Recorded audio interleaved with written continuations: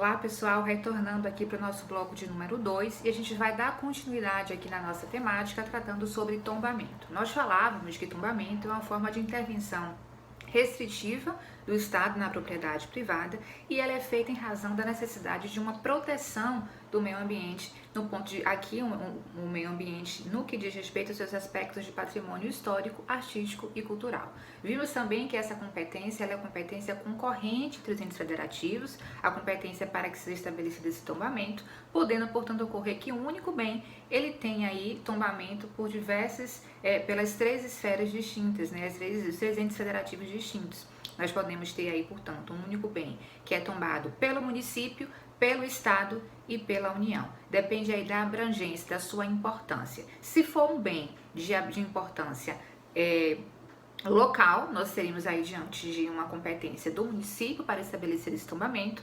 Um bem que for de importância regional, a competência é estatal, e ao passo que aquele bem que for de importância nacional, nós teríamos aí a União como ente federativo competente para determinar esse tombamento. Bom, dito isto, esta competência para a execução ela é concorrente e a competência legislativa também o é, certo? Então, tanto a competência para a execução quanto a competência legislativa é concorrente entre os entes federativos, portanto, município, estados, Distrito Federal e União.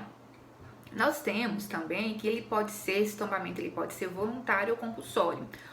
Aquele proprietário do bem, ele pode concordar e pode até partir dele essa proposta de que seja tombado, ele pode compreender a importância histórica daquele determinado bem e propor ao município, por exemplo, que ele seja tombado.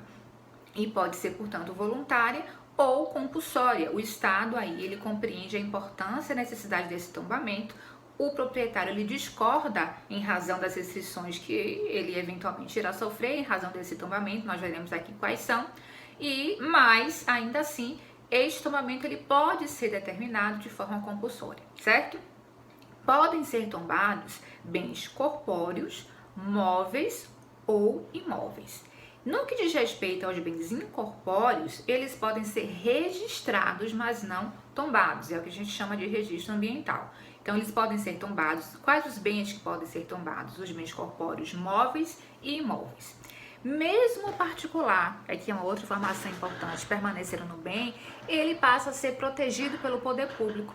E ele passa a ser protegido pelo poder público naquela perspectiva de proteção dos seus aspectos de patrimônio histórico, artístico e cultural. E ele estabelece, portanto, em razão dessa proteção, algumas restrições de uso para esse proprietário. Lembrando que aqui é aquela mesma lógica que a gente conversou nas duas modalidades anteriores, quando nós tratamos que, olha, a pretexto de restringir, na verdade, está suprimindo. Se isso ocorre, o Estado está, na verdade, protagonizando uma intervenção, uma desapropriação indireta, uma intervenção supressiva, daí o tratamento já é outro. Mas aqui, o que a gente estabelece enquanto regra no tombamento é que o proprietário ele continua permanecendo no bem, ele continua utilizando aquele bem, ele é o dono daquele bem, mas ele precisa respeitar limitações, restrições que são impostas pelo poder público em razão aí da necessidade dessa proteção do patrimônio histórico, artístico e cultural. É possível, e é também uma informação importante, a gente trata ali de bens corpóreos e incorpóreos, é possível que sejam tombados bairros e cidades inteiras, depende aí da importância dessa nacional, regional, local, desse determinado bairro, dessa determinada cidade. Em regra, este tombamento ele é perpétuo, certo? Não será o melhor. Ele é, em regra, perpétuo, mas ele pode ser desfeito se o interesse desaparecer. Se o bem, digamos, desaparece, digamos que eu tenho determinado prédio histórico que ele é tombado, mas em razão de fortes chuvas, em razão de uma enchente, em razão de qualquer outro problema, ele tenha, por exemplo, perecido, tenha caído, enfim, você não tem mais, foi totalmente destruído por aquela determinada chuva que ocorreu. Então, se eu não tenho mais o bem, obviamente não tenho mais o tombamento, né? Se o principal desaparece, o acessório também irá desaparecer. Então, em regra, ele é perpétuo, porque essa importância que foi uma vez considerada importante, a ideia é que ela continue sendo, porque não é qualquer imóvel que será tombado, a gente precisa aí de um histórico, ou melhor, de uma avaliação bem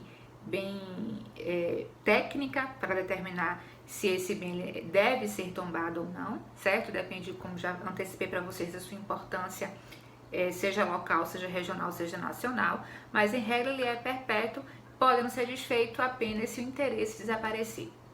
E pode haver um tombamento provisório como uma medida cautelar administrativa, porque vejam que eu disse para vocês que esse tombamento ele pode ser voluntário ou compulsório. O compulsório é porque não está havendo ali concordância com o proprietário. Então, digamos que haja algum tipo de discussão judicial ou até um processo administrativo, mas com receio de que aquele bem pereça, o Estado ele pode determinar um tombamento provisório como medida cautelar administrativa, portanto é autoexecutória, ele não depende da intervenção judicial.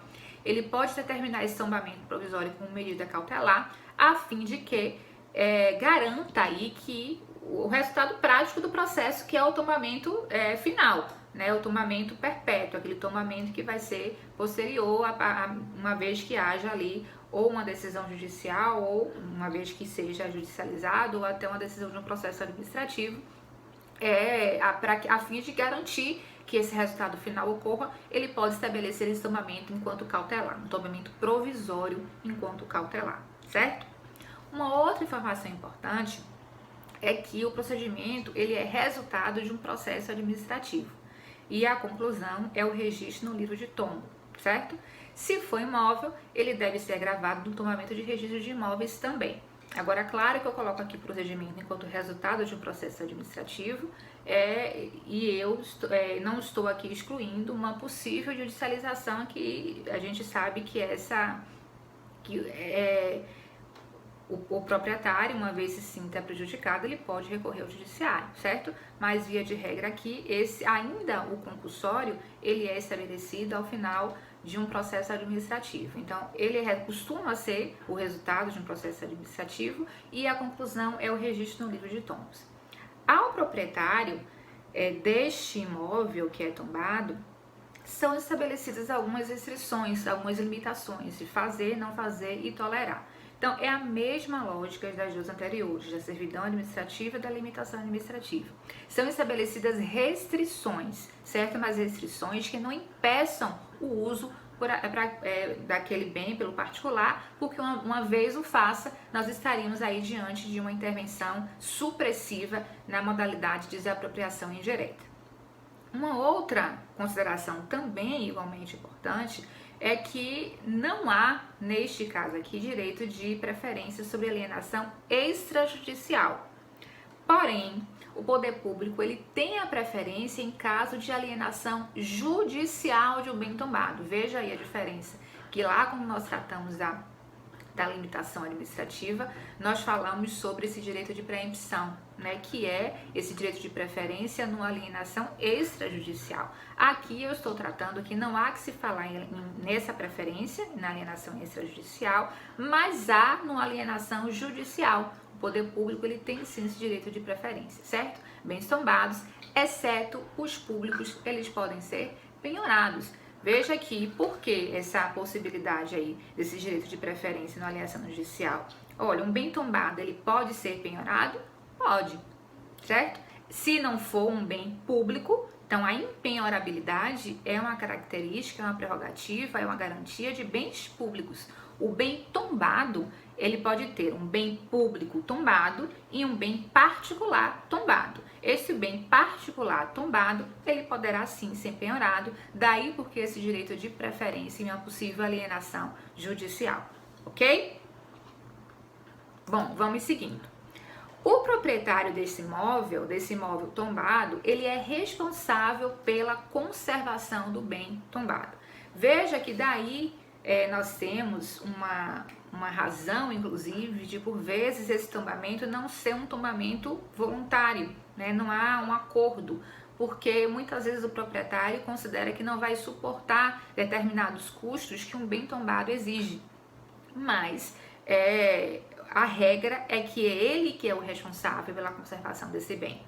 Caso o proprietário não tenha condições de fazer, aí ele deve, veja, não é simplesmente não faz, ele deve comunicar ao poder público essa impossibilidade e assim a necessidade de conservação daquele bem.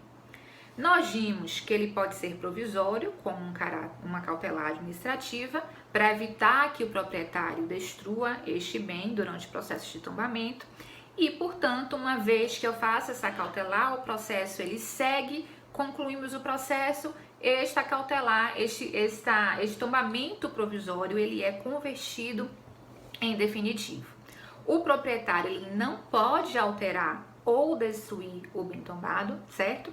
Então, qualquer reforma depende de autorização especial do poder público e não se admite que bens tombados saiam do país, salvo por um curto período de tempo e desde que haja autorização do poder público para tanto, certo?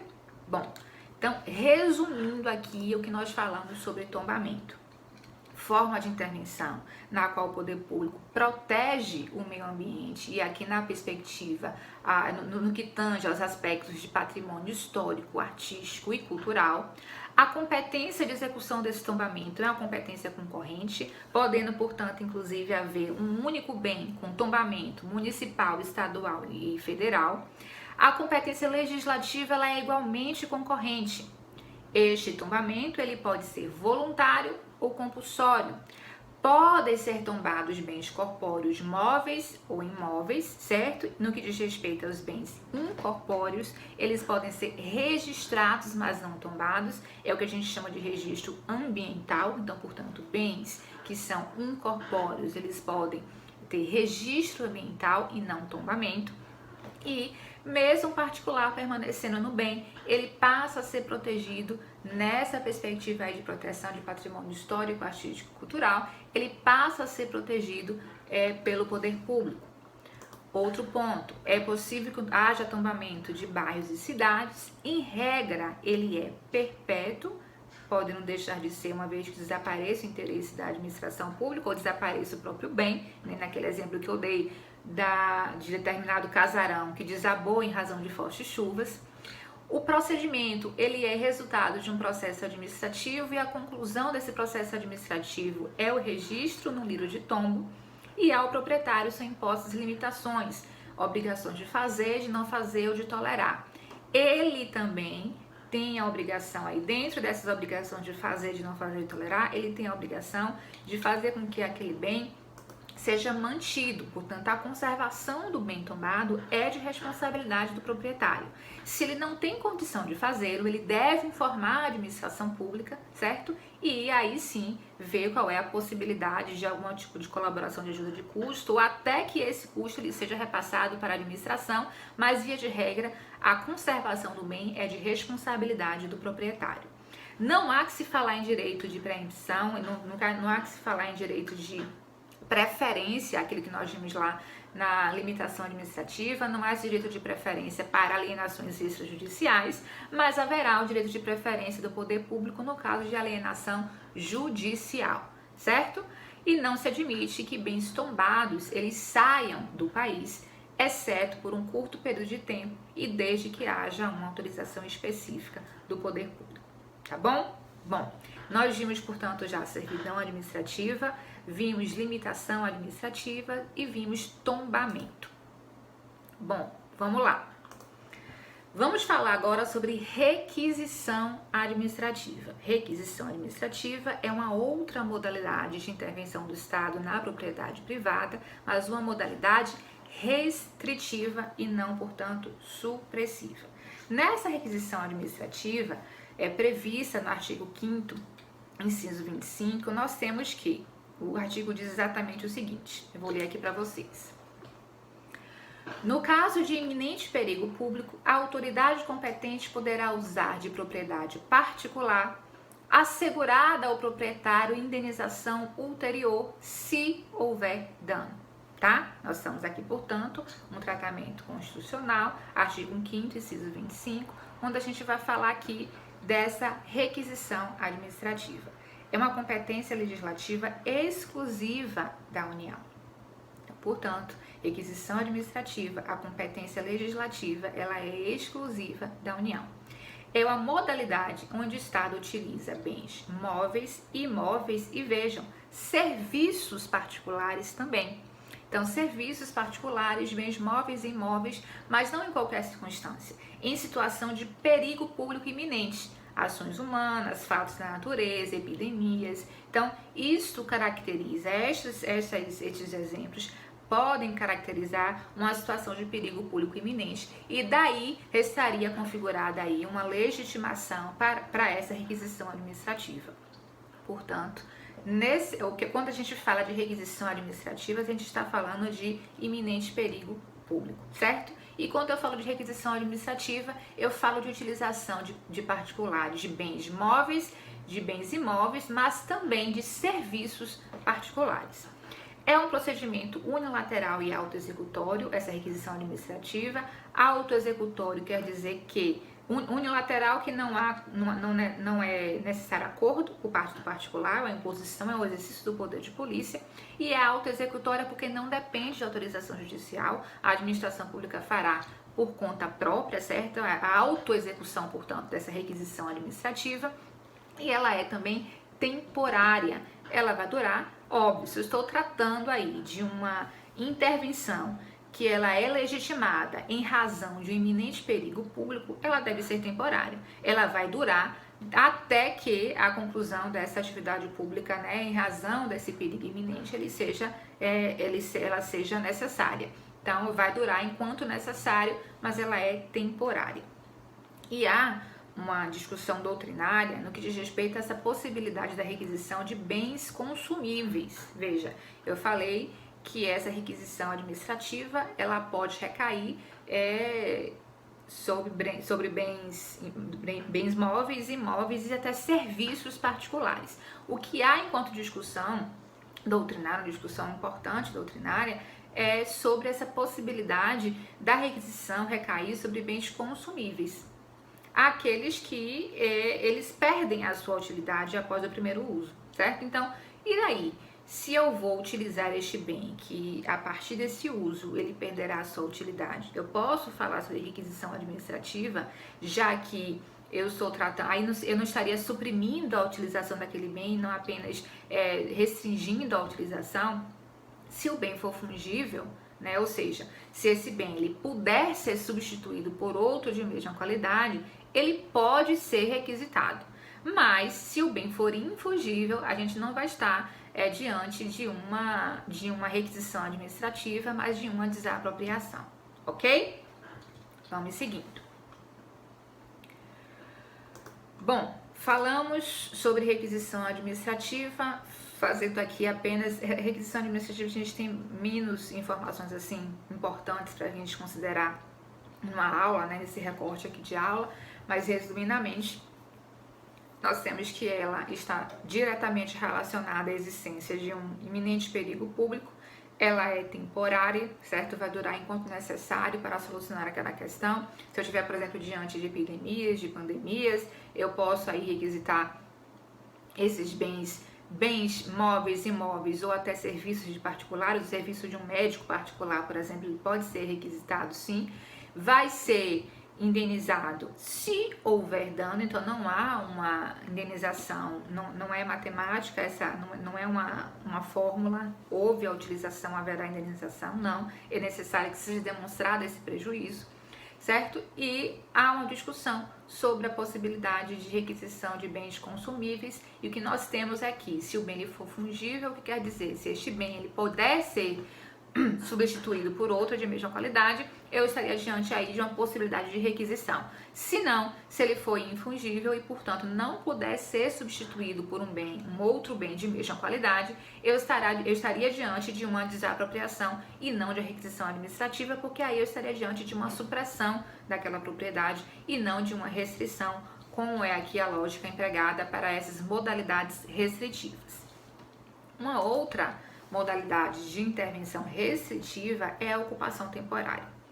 Nessa ocupação temporária, prevista no Decreto-Lei 33 de 65 de 41, mais precisamente no artigo 36, diz o seguinte, o artigo 36, é permitida a ocupação temporária que será indenizada, veja que aí o decreto-lei já estabelece essa informação, que será indenizada, afinal, por ação própria de terrenos não edificados, vizinho às obras necessárias à sua realização. Essa é a descrição do artigo 36 do decreto 3365 de 41. Embora haja essa determinação de indenização prevista no decreto, o que a doutrina vem trazendo, o que a doutrina compreende é que a indenização, ela depende de demonstração de prejuízo, seguindo aí a lógica das demais intervenções que são intervenções restritivas, certo? Há esta previsão, se tiver na prova a letra da lei, é a letra da lei que vocês vão marcar, ok? Não há dúvidas. Mas se a gente tiver uma questão que traga aí discussões que são discussões doutrinárias, vocês podem aí considerar que a mesma lógica empregada é que é necessária a demonstração do prejuízo. Essa utilização temporária de bens móveis e imóveis, de pessoal e de serviços. Só que aqui o que é que difere? O que é que difere a ocupação temporária da requisição administrativa? Na ocupação temporária não há iminente perigo. Lá na requisição administrativa, há. Então, essa é a diferença, porque se a gente faz uma comparação, na requisição administrativa, eu também posso utilizar bens móveis, imóveis e serviços particulares. Aqui na ocupação temporária, também eu posso fazer isso, tanto para bens móveis, imóveis, pessoal, serviços, só que eu não tenho aqui o evento iminente perigo. Aí a diferença da ocupação temporária para a servidão, para a requisição administrativa que nós falamos agora há pouco. Um exemplo dessa ocupação temporária. A ocupação de área vizinha que vai ser desapropriada. Digamos que eu tenho determinada área que vai ser desapropriada, veja, nada tem a ver com a ocupação temporária, mas eu tenho um terreno vizinho que vai ser importante para o município a utilização daquele terreno como um apoio para a realização das obras. Então, em razão disso, ele pode ocupar temporariamente aquele terreno vizinho à área que está sendo desapropriada. Percebam que a área que está sendo desapropriada, a história é uma, e a área que está sendo ocupada temporariamente, a história é outra. Na desapropriação, eu estou tratando de uma intervenção supressiva de um proprietário X, que pode até ser o mesmo de proprietários, mas não interessa aqui para o que a gente está discutindo agora. E aqui na ocupação temporária, eu estou utilizando um bem vizinho como apoio à obra que eu vou realizar naquele bem que eu estou desapropriando. Então percebam aí que é uma necessidade temporária da administração pública que não está relacionada à ocorrência de qualquer tipo de perigo, não está relacionada aí ao iminente perigo, que é o que legitima o que nós vimos anteriormente, nessa última que nós vimos, que é a requisição administrativa, certo?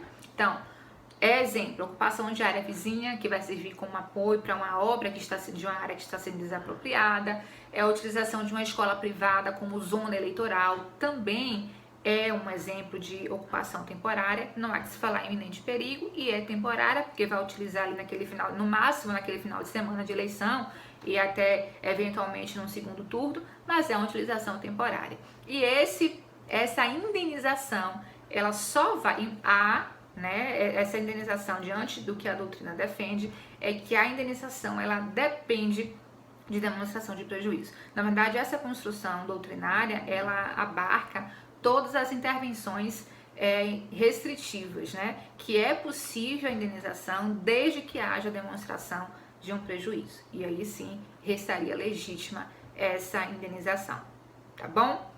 Bom, aqui a gente conclui as nossas modalidades de intervenção restritiva do Estado na propriedade privada. Vamos começar agora a conversar sobre a modalidade de intervenção supressiva, que é a desapropriação.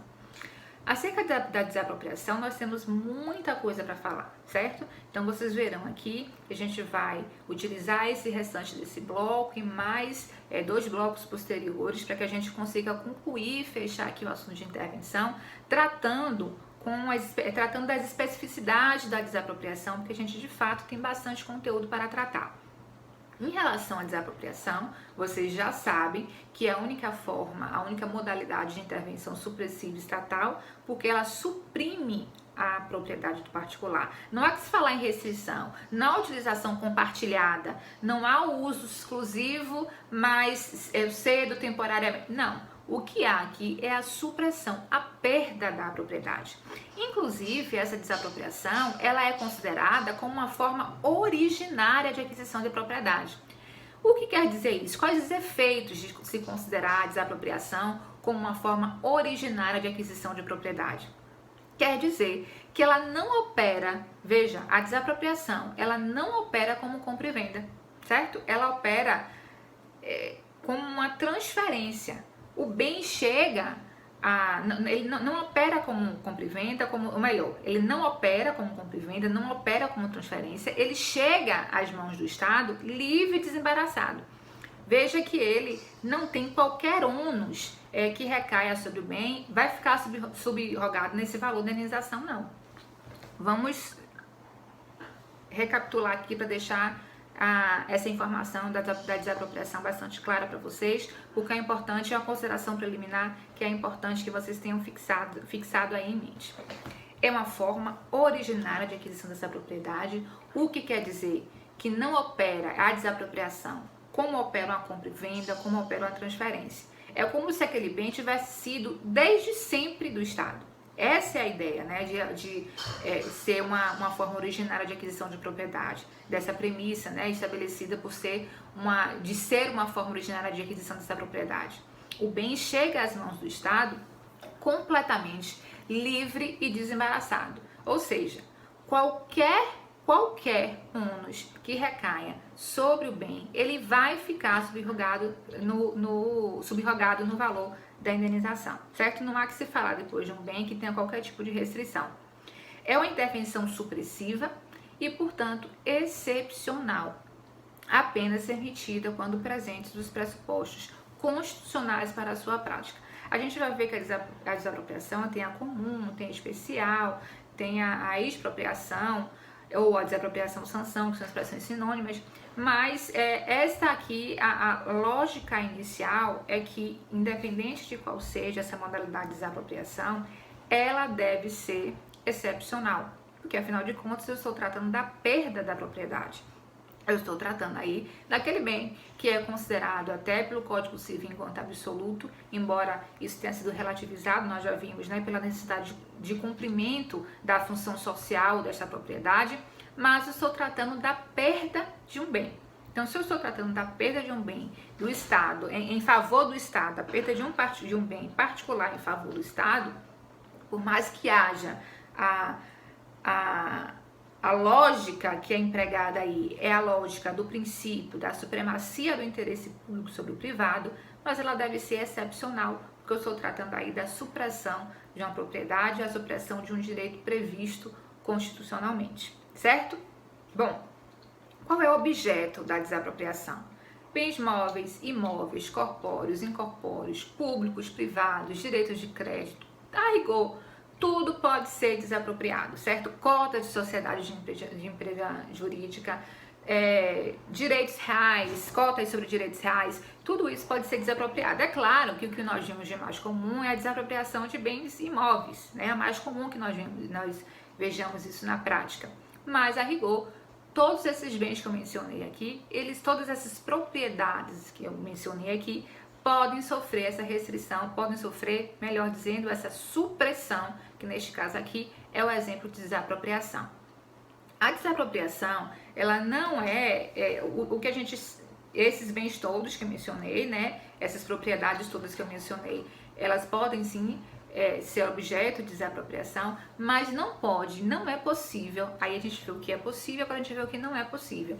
Não é possível a desapropriação de direitos personalíssimos. A moeda corrente do país, de pessoas, obviamente, sejam elas físicas ou físicas, fica bem óbvio, mas assim, até jurídicas também. Uma vez, veja, eu disse que a gente pode desapropriar cotas de sociedade de pessoa jurídica, mas a gente não pode desapropriar pessoas jurídicas, bem como margens de rios navegáveis. Nós temos aí, inclusive, uma previsão, uma súmula do STF, súmula 479 do STF, trata aí de bens que não são passíveis de desapropriação, certo? Então, são objetos de desapropriação. Cotas de sociedades de empresas, de pessoas jurídicas, portanto, sim. Pessoas jurídicas, não, certo? Moeda corrente do país, não. Pessoas físicas, obviamente, também não. Agora, bens móveis, imóveis, corpóreos, incorpóreos, públicos ou privados, podem ser desapropriados, ok? Agora, claro, quando eu falo de bens públicos sendo desapropriados, eu devo respeitar aí o princípio da hierarquia federativa, e nós vimos isso no bloco anterior. Eu mencionei para vocês aí essa possibilidade. Bom, a gente vai encerrar esse segundo bloco aqui, daqui a pouquinho a gente retorna para dar continuidade na temática de desapropriação e concluir a nossa aula sobre intervenção. Tudo bem? Até daqui a pouquinho.